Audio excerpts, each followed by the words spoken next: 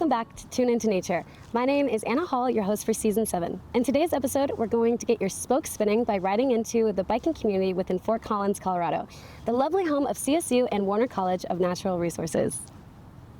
Biking is an amazing form of transportation, recreation, and exercise. And here in Fort Collins, it's incredibly easy to get your wheels turning, as FOCO is a platinum-rated bicycle-friendly community and maintains more than 200 miles of dedicated bike lanes and 50 miles of marked or signed bike routes. And why is a platinum rating important? Because Fort Collins is one of 5 cities in the nation, and CSU is one of 9 universities to achieve this accomplishment. Biking is truly ingrained within our community. Continue listening to hear from all sorts of folks who find themselves on 2 wheels frequently. We talked to a couple people from Fort Collins Moves, a department within the city that helps plan Bike to Work Day. Hi, I'm AnnMarie Kirkpatrick. I work with the City of Fort Collins in the FC Moves department as an active mode specialist. So I put on events like Bike to Work Day, which we're here at today, open streets, and then my colleague and I work just around the city doing various programs and encouragement activities like this for the City of Fort Collins. Yeah, so Bike to Work Day is this awesome event where hundreds of businesses around Fort Collins set up stations at locations where people are commuting to work or wherever. They offer free breakfast, activities, swag, and just it's full of high fives, people smiling everywhere. I probably rode around 25 miles this morning just taking pictures of all the people at breakfast stations, and everywhere you look, there's kids in carriers. It's just like a really great day to encourage safe cycling in Fort Collins. I think the best thing about Fort Collins and biking here is that we have this really great infrastructure and things already, but we're constantly working harder to make it even better. So we're constantly kind of doing like studies and talking to people and really welcoming feedback on how we can make it better and safer for people. So we like to think if an 8-year-old to an 80-year-old can ride safely and feel safe and happy doing it, then we're doing a job well done. But we're really striving to just continuously make it better. My name is Kelso. I'm the active mode specialist with FC Moves. We have so many amazing projects going on, but one of the programs that I manage that I'm really proud of is the Asphalt Art program, which is a low-cost, quick-build way to make our streets safer using tactical urbanism techniques. So instead of pouring concrete curb, we're painting in infrastructure to help slow traffic and shorten pedestrian crossing distances on a time frame that's much faster and with a lot less money. So if we're going to change our built environment in a way that's meaningful to the people that live here, we need to find ways that are more sustainable, like asphalt art. Yeah, so our office, FC Moves, we're with the City of Fort Collins, and we offer a number of classes, adult education classes in how to be a safe and smart bicycle commuter. I believe the same classes are offered through CSU. There's also any bike shop in town should carry a small and large version of our bike lanes and paths, and they are color coded so that you can find low stress networks, so you can find streets that feel safe to you depending on your comfort level. We also spoke to a staff member at the CSU Surplus property. Hi, I'm Allison Naisman. I work at CSU Surplus Property. We're located on 201 West Lake Street in Fort Collins, right across the street, right across the train tracks from the CSU Health Center. Surplus Property is a thrift store on campus that will take any items from university departments, and we will resell them or recycle them. And we are a sustainable business, so we factor on sustainability of like recycling things properly and like giving things like a new life to new people. So we're open to the general public. We will resell like furniture, bikes, computers, anything and everything basically that could come in from the university. A student would just like go to 201 West Lake Street, just walk in. We're open to the public from 7:30 to 4 p.m. Monday through Friday. All of our bikes would be located in our back lot. So if they go in through the storefront, they'll just go straight back and out through the door. And we have bikes all on bike racks that are priced out from $25 upwards to $150, $300 if it's a nicer bike that we do get in from the police department. We spoke to a mechanic from the Spoke, and here's what they had to say. Hi, my name is Will. I've been working with the Spoke for about 3 years now. So the Spoke is an educational bike shop on campus. It's CSU's campus bike shop. Our whole thing is that we're an educational bike shop. So we don't charge for labor or anything. Labor is free as long as you stick around, and we'll kind of teach you so students can learn how to work on their own bikes, because that's the whole goal. Yeah, so we can do most things on a bike. We can do, the most common thing we do is flat fixes. I'm sure everybody's experienced that if you've ridden a bike getting a flat. But yeah, we do flat fixes, so we can do brakes, derailleurs. We could do hydraulic brakes. Like, we can do a lot of things. So the Spoke is located in the pavilion, which is in the northwest corner of campus. Whenever people are trying to find out where to look for the two towers. And then there's a big, nice metal bike statue outside, which is right where we're located. The Spoke's open to the general public. Anybody in the community is welcome to come. We conversed with CSU PD about biking on campus. Sure, my name is Brad Breitz. I am the program coordinator for the Safety Education and Engagement program here at CSU PD.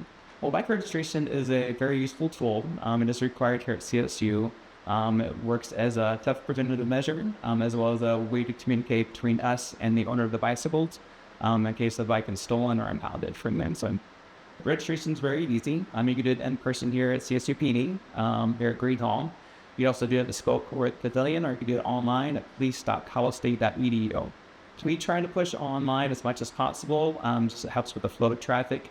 Super easy. There's a $10 registration fee. We see the make, model, and serial number of your bicycle. They do not have to read it. It is a one-time thing, good for as long as you're on the bike. File a police report if it's on CSU campus. Once again, police.colostate.edu. It's off campus, file a police report with the city.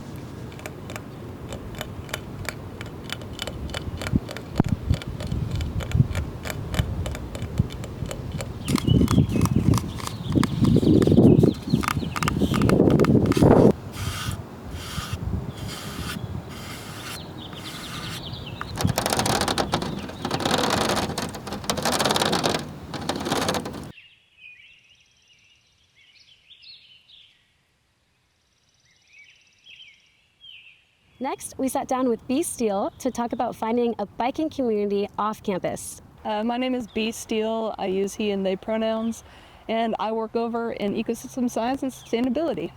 And what is your main role as a data analyst? What do you get to do in your day-to-day time? I stare at a computer screen. I'm just kidding.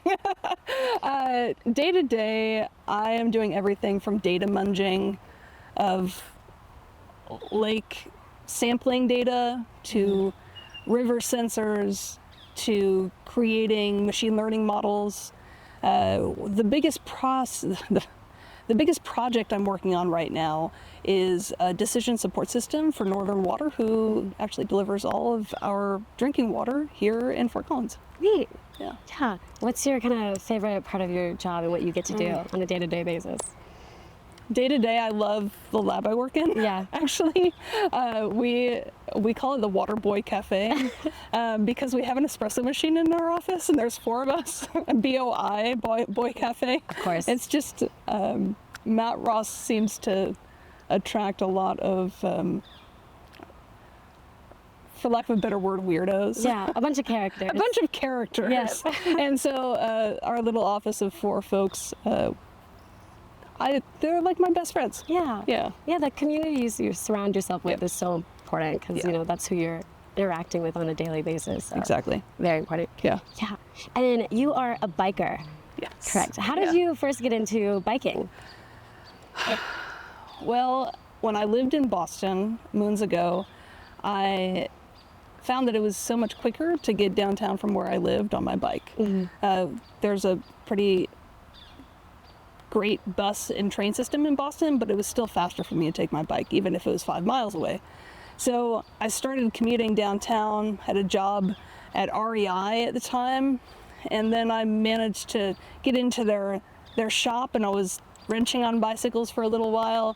This is all at the same time that I was working part-time in science. You know, as sometimes as scientists with a bachelor's degree or a master's degree even, sometimes you're like kind of relegated to this part-time work because there's not full funding for you. And so I had a really amazing situation where I was able to work for the same people that I like did right out of college, and then was also able to kind of pursue these other like side quests of, you know, learning things like how to fix a flat tire to how to build a wheel. Yeah, learn some more well-rounded skills, not just academia, but more of that hands-on work. Exactly, and that's like now my happy place. If I'm, you know, wrenching on a bike, it's a Zen practice for me. Ah, good. Yeah. Helps the body and mind. Yeah, it definitely keeps my feet on the ground. Yeah, good. Yeah. And what's kind of your favorite thing about biking in Fort Collins and around like the CSU campus, since you are, you know, on campus quite a bit, I would assume? Yeah, I actually wasn't sure that I was going to be on campus a lot. I worked from home for 10 years. So when I got this job, I'm like, oh, maybe I'll negotiate a work from home situation.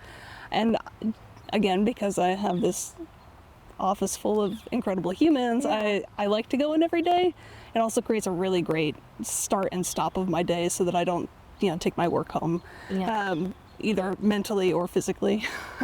But yeah, you know, riding into work, it's really easy. There's a really incredible trail system, both in the city of Fort Collins and at CSU. And so there's probably 5 mostly direct ways that I can get to work. It might be just 2 miles on some path and then taking a road. It might be 5 or 6 miles if I take the Spring Creek Trail.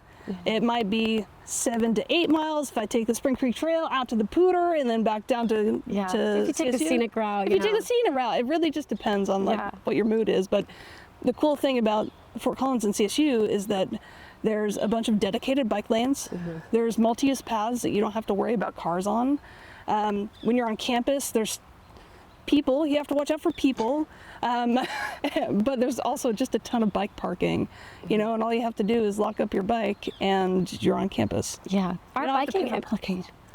Which comes huge deal here. Huge. Yeah, which is something just like CSU and Fort Collins biking infrastructure is something that I had no idea was so built out and so complex when I first moved here. And then, you know, we get called like the biking capital of the U.S. for such good reason. It's like truly like you can avoid any major road for like most times, which is so nice to like not worry about that and just take like a normal little bike path. Yep. Yeah. I mean, in the winter, you know, even in the winter, the bike paths are usually still very accessible. Literally, they are the first thing that is cleared in the city because the parks and natural areas, that's like their number one thing that they do in the wintertime. So it usually happens, well, we can back up to the fact that like not every road here in Fort Collins gets plowed, which means that it's also very difficult to bike on them sometimes. Oh yeah, I live off a street that doesn't get plowed. There you go. I have a thing to say with the city, but that's not for this episode. Yeah, but if you go over to the bike path, right, it's going to be clear. Yeah. And usually dry as well. Yeah, and then a lot of CSU has like heated sidewalks too, which is so helpful. Hold on. Yeah. What? Yeah. Some of them, the like main academic plaza area, I think is generally heated. I could be lying though. We might have to double check our sources. Fact check.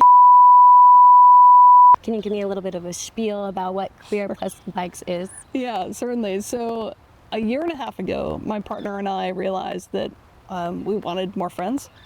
And so selfishly, we started up a fall gravel series. So here in Fort Collins, we're known for cycling culture.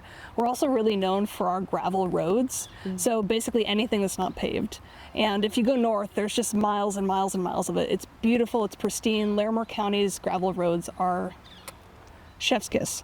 And we had been involved in the sport for a long time, but one of the things that we were missing was a space that we could come and ride a long ride, but not do it fast.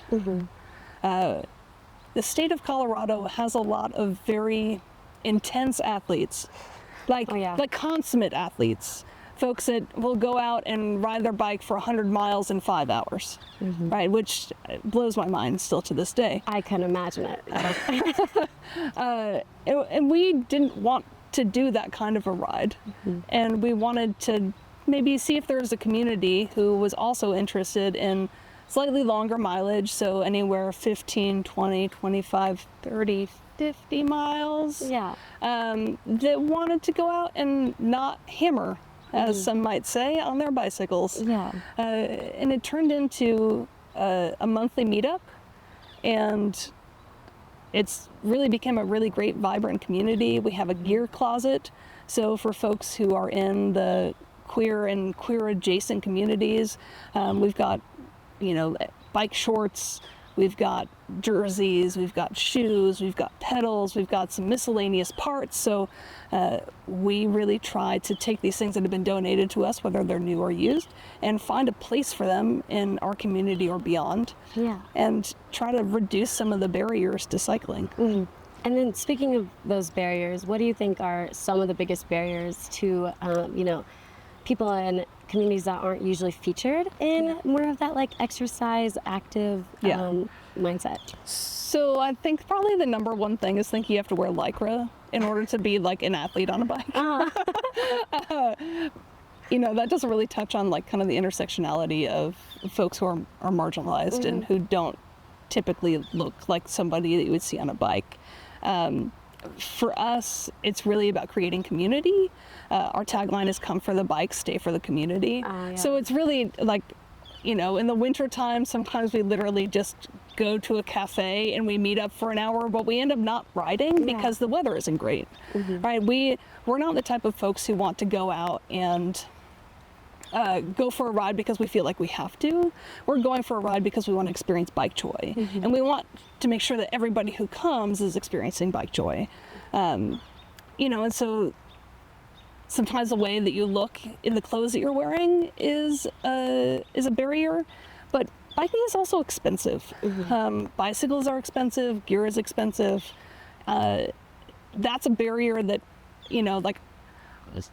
one of my favorite things to do kind of on the side is cruise Facebook and find bikes for people who are like looking for good deals. It kind of satisfies my urge to scroll. Puts that doom scrolling to good use. It puts that doom scrolling to good use. I mean, sometimes I get stuck in there and I start like really getting into it's fun. So gear, the bicycle itself, and then also like just not feeling like you're part of a community. And so what we encourage folks to do for Queer Plus Bikes is, anyone, whether you're queer or not, as long as you're comfy being in a space where queer is in the name, you can come hang out with us. And so because we do value community so much, we want you to come hang out with us for the coffee hour before our monthly rides, as much as we want you to come on the ride with us. So if you just want to come and check it out and see if the vibe is right for you, come and check it out and see if the vibe is right for you. If you ride your bicycle there and you ride your bicycle home, heck yeah, you just like, that's successful. There's a group down in Denver, but they're actually all across the nation, all bodies on bikes, and they say, all bodies are good bodies, all bikes are good bikes, and all rides should be celebrated.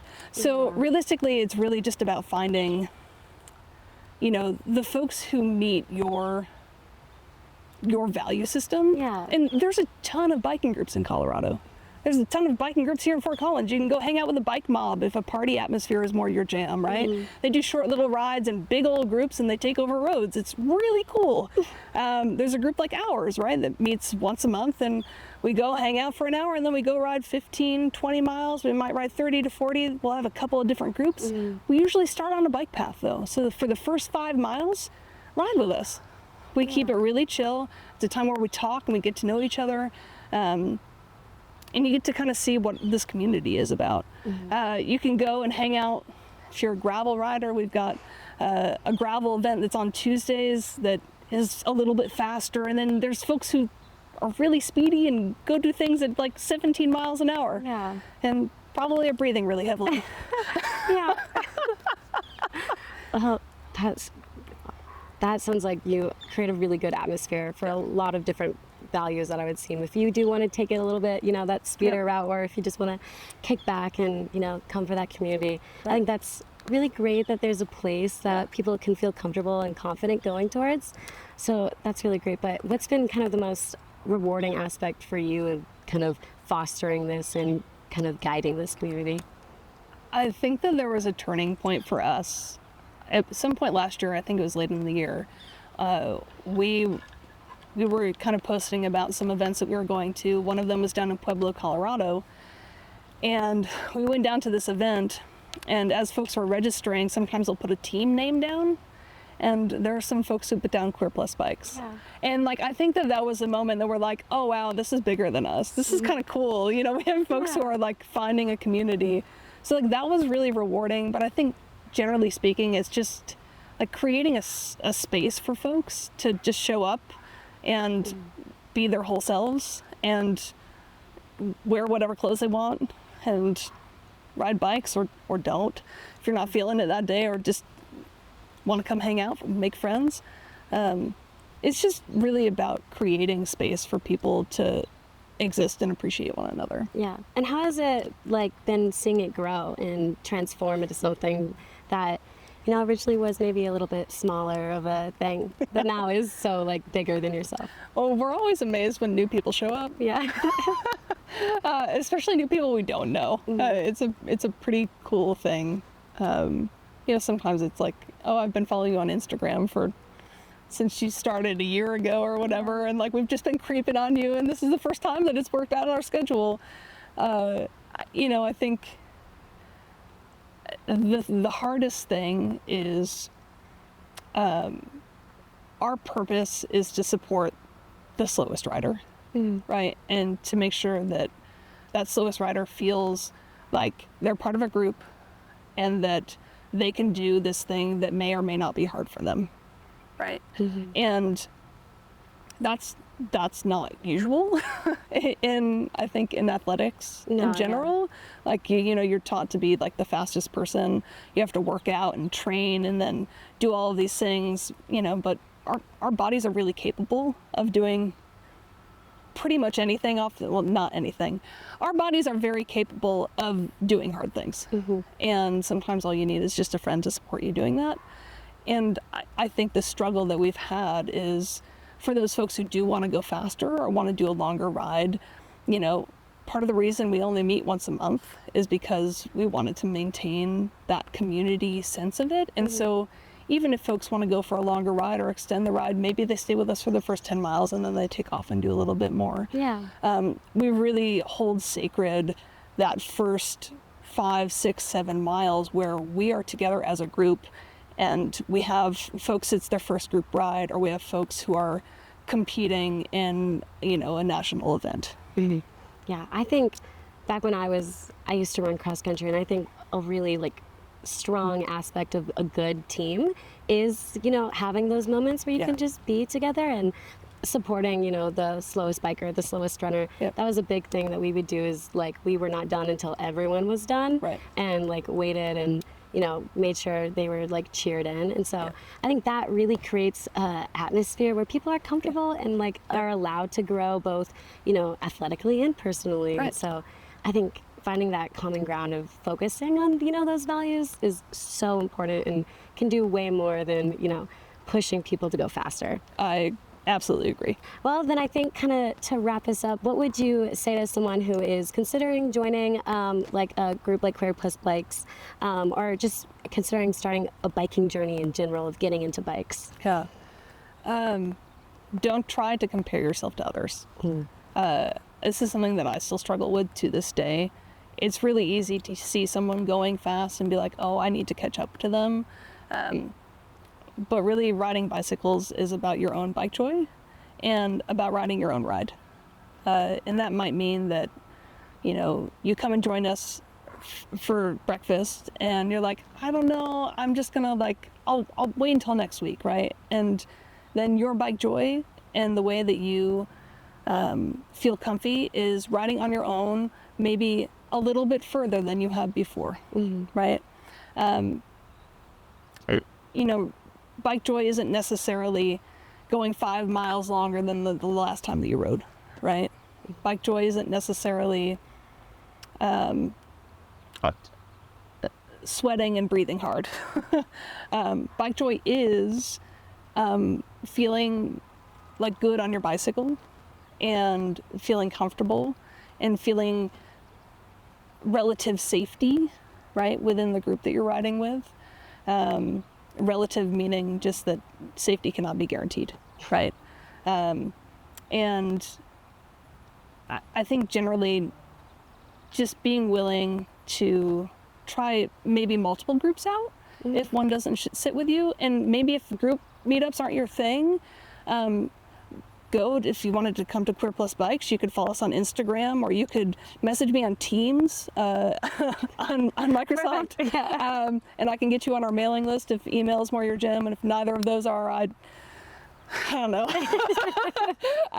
See you on the trail. I'll see you on the trail. Yeah. No, I think that just really leaning into the way that you bike doesn't have to be the way that everyone else bikes. Yeah. Right? And as long as you're finding joy, like, you're doing it right. Yeah. Yeah. I think what you said, ride your own ride, kind of perfectly encapsulates that of, you know, you get out of biking what you need and want to get out of biking. Yeah. But, yeah.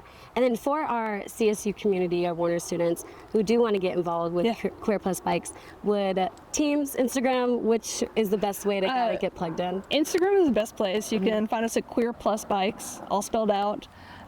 You can also Teams me if you would rather just get an email from us. The only two really modes that we have are posting on Instagram and our email, like monthly, bi-weekly email that we send out.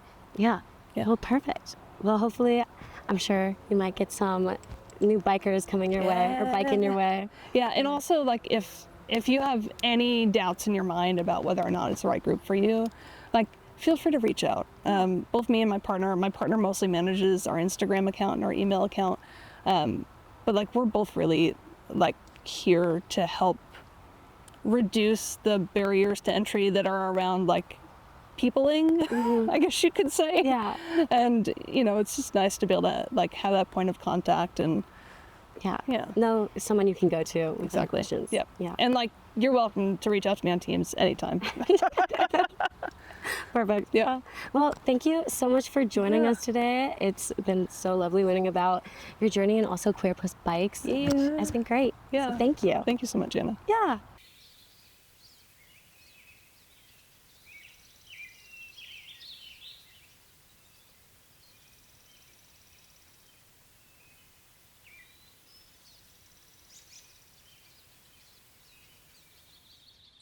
Thank you so much for joining and learning with us today. We'll see you next time on Tune Into Nature.